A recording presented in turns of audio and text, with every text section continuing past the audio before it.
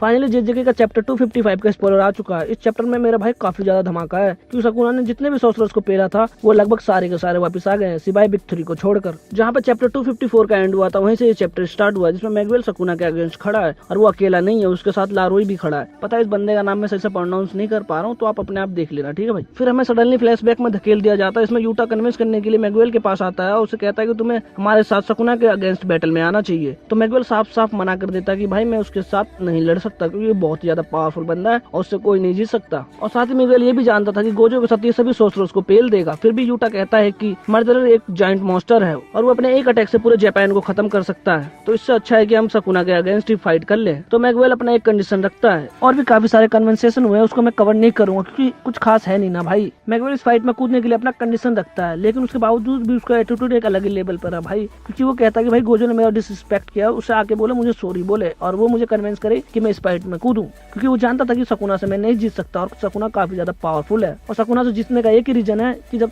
Gojo जैसे sorcerer's मिलके उसकी हालत खराब कर दे तो फिर मैं इस फाइट में कूद सकता हूँ। इसके अलावा मैगवेल एक और कंडीशन रखता है, जिसमें वो कहता है कि जब सकुना का हालात खराब हो तो उस समय ज्यादा से ज्यादा सोर्सरर्स मिलके इस बैटल में शामिल हो, जिससे हम सकुना को इजिली हरा पाए। फ्लैशबैक खत्म हो जाए, इसमें लारोई सकुना को अपने कस्ट टेक्निक से पकड़कर दीवार पे दे मारता है, जिसे सकुना अपने बचाव के लिए स्लेसेस फेंक के मारता है, लेकिन मैगवेल इस स्लेसेस को इस तरह से डॉज करता है जैसे कि कोई बच्चों का खेल हो। फिर मैगवेल सकुना का एक हाथ पकड़ के पावरफुल पंच दे मारता है और सडनली फिर यूजी का एंट्री होता है। यूजी भी ऊपर से आके एक पंच लैंड करता है सकुना के ऊपर। फिर सकुना इन सभी को दूर फेंकता है और स्लेसेस फेंकने के लिए तैयार होता है। फिर अचानक जेजे के राइटर हमें एक्सप्लेन करता है कि स्लेसेस फेंकने के लिए दोनों हाथों का इस्तेमाल करना जरूरी है और इस हाथों का यूज करके तुम्हें एक सिंबल बनाना पड़ेगा, तभी तुम स्लेसेस को यूज कर पाओगे। स्लेसेस फेंकने ही वाला होता है कि फिर सडनली माकी की एंट्री होती है। भाई उसकी एंट्री होती है, वो लिटरली सकुना का एक हाथ और काट देती है। अब सकुना का लेफ्ट साइड का दोनों हाथ कट चुका है। अब सभी सोर्सर्स को लगता है कि सकुना ना तो स्लेसेस का यूज कर सकता है और ना ही कोई कर्स टेक्निक का, तो ये हमारे लिए एक अच्छा अपॉर्चुनिटी है कि हम सकुना को दबोच ले। लेकिन सकुना इन सभी के मुंह पे मूतता हुआ दिखता है, क्योंकि सकुना ने लारोई को पकड़कर एक ब्लैक फ्लैश जड़ दिया। फिर जेजे के राइटर में ये एक्सप्लेन करता है कि जब गोजो ने सेकंड अटेम्प्ट में ब्लैक फ्लैश का यूज किया था तो उसने रिवर्स कर्स टेक्निक को गेन कर लिया था। दैट्स मीन क्या सकुना ने भी रिवर्स कर्स टेक्निक को गेन कर लिया? अगर कर लिया तो भाई वो अपने आप को इजिली हील कर सकता है। बस इस चैप्टर में आगे कुछ नहीं था, बस इस चैप्टर का एंड हो गया। अब नेक्स्ट वीडियो में हम बात करेंगे कि सकुना को कौन हराएगा। अगर आप उस वीडियो के लिए इंटरेस्टेड हो